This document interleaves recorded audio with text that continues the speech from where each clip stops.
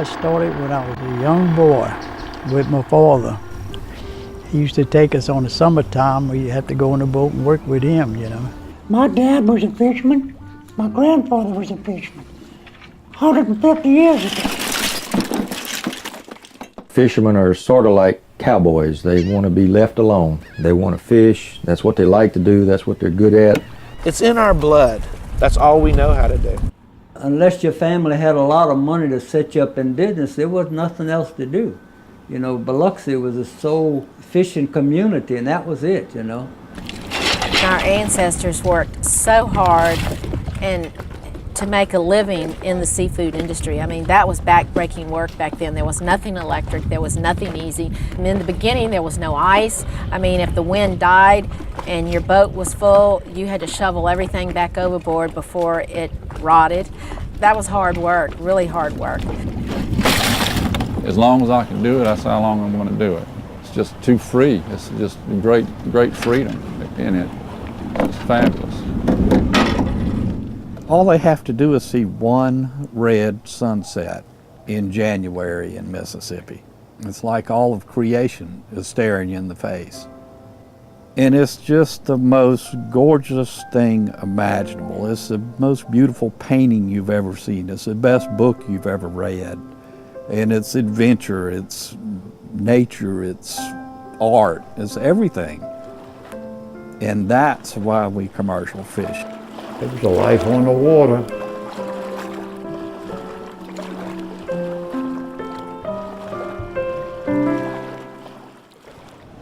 My name is George Storrs, and I'm a fisherman, an oyster fisherman.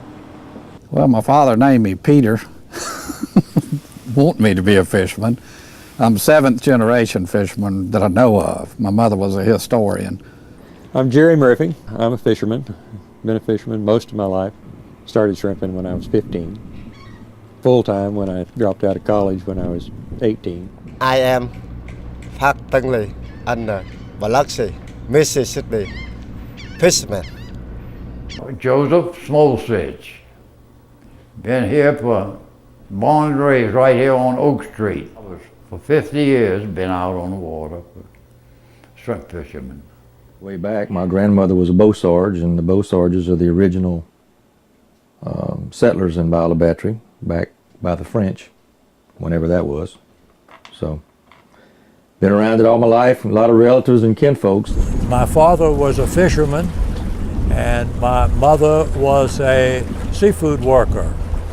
And she worked in the factories like so many other thousands of people in this area. When I was a kid, the balling of the shrimp, the shucking of the oysters, the aroma, I still smell it. I wish it was still here, because it was all over the air. Because all the factories were in full bloom, and you could smell the aroma of the seafood. My dad was a musician. He had an orchestra. He had a band, Dixieland band. He worked in the baker shop. He had a grocery store. He cut meat. My mother ran the grocery store.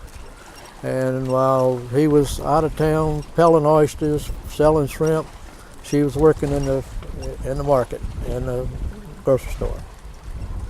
Two great people. But in my family, we were 3 generations of fishermen, you know. And they'd say at times, you know, they said, well, you Rosses make a lot of money.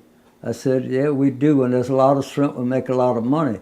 But we had a teacher that taught us how to make $1 when nobody else could, see. So you was ahead of the game when you started, you know. Fishermen learn from their fathers. That is how fishermen learn to fish. You cannot learn how to fish in a week. You cannot learn how to fish in a year. So each generation picks up new things. Maybe change a pattern on a net, discover a new area, something different about the fish, a new bait, whatever. So each generation gets a little better. You knew how to shrimp, to wind a net up the winch. You knew how to throw a braille net to catch shrimp.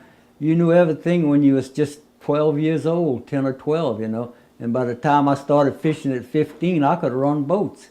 You know, I could take my dad's boat out and run it, put the net overboard and catch shrimp and bring it back, you know. And today a 15-year-old boy don't know how to do nothing, you know. It was really a family business. It's like a farm on the water.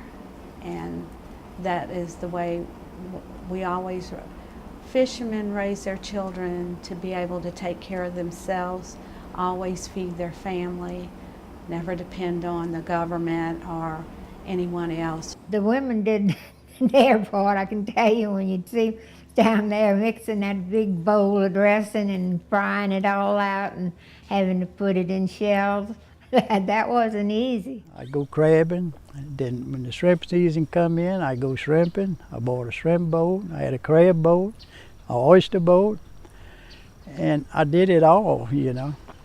And I've been doing it for, I bet 50 years. I made a good living till just lately.